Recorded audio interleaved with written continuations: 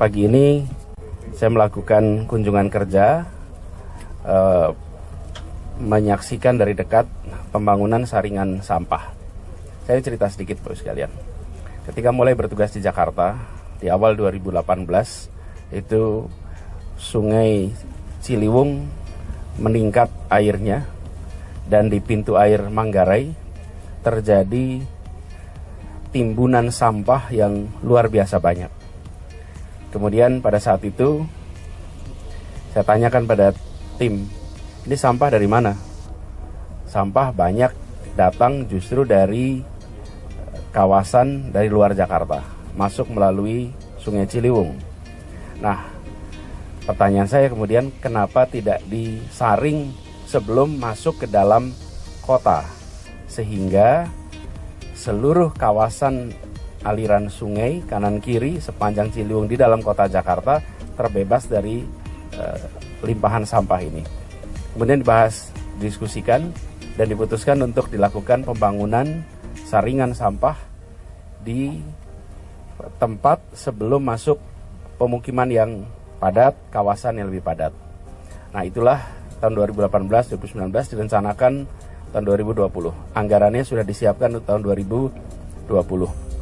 Nilainya berapa Pak? 195 miliar. Kemudian kita tahu di 2020 terjadi pandemi, sehingga banyak program-program yang pada waktu itu anggarannya dialihkan untuk penanganan COVID. Sehingga alhamdulillah sekarang kondisinya sudah lebih baik, anggaran itu kini tersedia dan sekarang dilaksanakan. Nah, harapannya ini akan bisa mengendalikan sampah untuk tidak sampai masuk ke dalam kota. Sebagai informasi saja, timbunan sampah yang lewat di segmen Sungai Ciliwung ini adalah sebesar 52 ton per hari.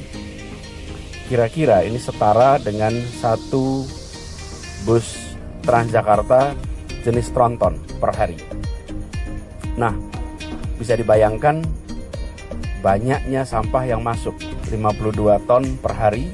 Kalau ini dibiarkan, tiap bulan akan berada di pintu air Manggarai dengan jumlah yang fantastis. Karena itulah disiapkan pengolahannya di sini.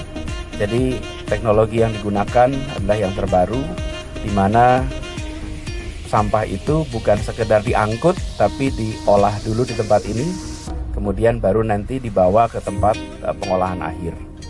Nah, kita menyadari Sungai Ciliwung ini punya kapasitas. Ada kapasitas normalnya 900 meter kubik per detik. Dalam kondisi sehari-hari, air yang lewat kira-kira 600 meter kubik per detik. Nah, ini disiapkan untuk bisa menampung sampai cukup tinggi. Jadi teman-teman nanti lihat di kanan kirinya ini.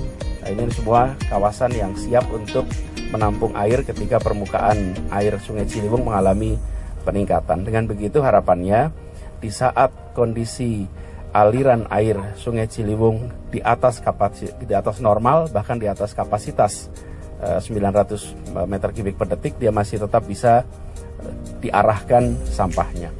Adapun teknis tentang pengelolaan materialnya, tentang cara mengalirkannya nanti biar disampaikan oleh tim dari Dinas Lingkungan Hidup dan juga dari tim engineer. Secara khusus saya ingin sampaikan terima kasih kepada tim dari PT PP Presisi, pimpinan Pak Ruli Noviandar. Terima kasih atas kontribusinya untuk menyelenggarakan ini. Pesan kami 3, jaga kualitas, jaga ketepatan waktu, dan tentu saja biaya. Harapannya sebelum akhir tahun ini sudah selesai, dan di musim penghujan besok pada saat hujan deras terjadi di kawasan hulu, maka air yang masuk ke Jakarta lewat Sungai Ciliwung tidak lagi air penghantar sampah, tapi air yang sudah tersaring. Ini harapan kita, dan terima kasih kepada semua yang telah bekerja untuk menyiapkan ini.